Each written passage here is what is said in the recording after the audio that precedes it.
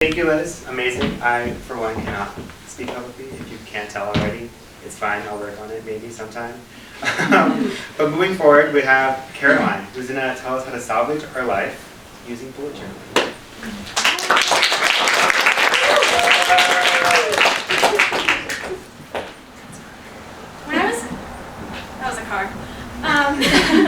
When I was in 11th grade, I was scrolling through my Instagram feed and I came across a video of someone writing in calligraphy. I had seen calligraphy before, I knew what it was, but I had never seen it actually being created. It looked very effortless. I was intrigued. I wanted to do it too. As Instagram and other social media companies know how to stalk our interests, more of these calligraphy posts started coming up on my Instagram. And I was baited in because I had looked at the one, and now it's full of calligraphy. And also bullet journaling, but I didn't know what bullet journaling was. So some more Insta-sleuthing and some help from my good friend Google, I learned that bullet journaling is when you take an empty notebook, any notebook of your choosing, and turn it into a planner that suits your life. I've used many planners in the past, and I haven't found that I liked them or that they work, so I was kind of into it. Maybe this would actually help me stay on top of my assignments in school, because at that time in 11th grade, it was crazy, super busy, and I was missing assignments a lot because I had them written in my planner and I would forget about them, and then it would be like, oh my god, I have an 8-page paper due tomorrow. I don't have time to do it, I won't do it. That was kind of my life at that point. So I got myself a notebook and some cool pens, and I decided it's bullet journal time. So I'd write the day and the date at the top of each page, and I'd write my to-do list. And there's a lot of blank space around it, so I just like penciled in some little doodles, and I was like, whatever, cool, looks nice. But what I didn't realize was that this was a turning point in my life.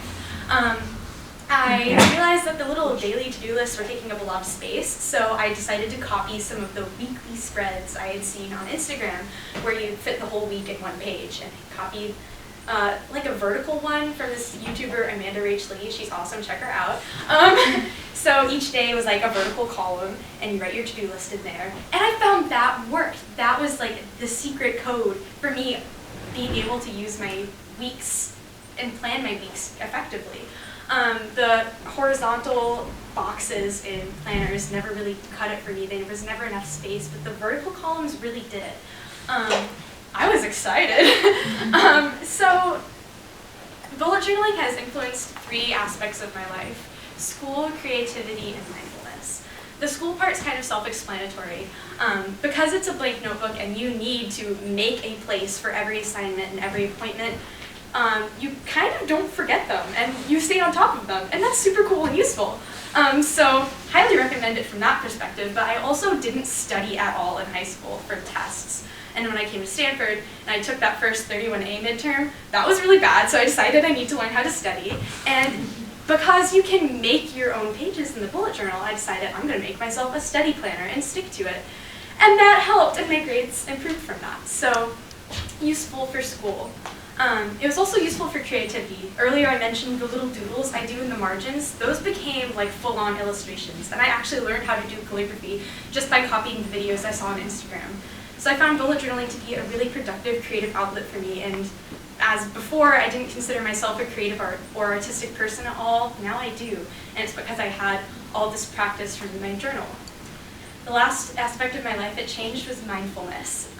When you sit down at the beginning of each week and plan out what you want your week to look like, take some time to sit back, pull out some fun markers. It's a really nice contemplative time, thinking about how you want to spend your time and how you want to live your life. And I feel like I've become a lot more of a productive person, more self-aware, because I bullet journal, and because of that method works really well for me in organizing my life. No 2 weeks of my life are the same, so no 2 weeks in my bullet journal are the same. You don't need the art or the fancy stationery and pens in order to bullet journal successfully. You just need something to write with and something to write on, and the will to be able to organize your life into what you want it to be. Thank you.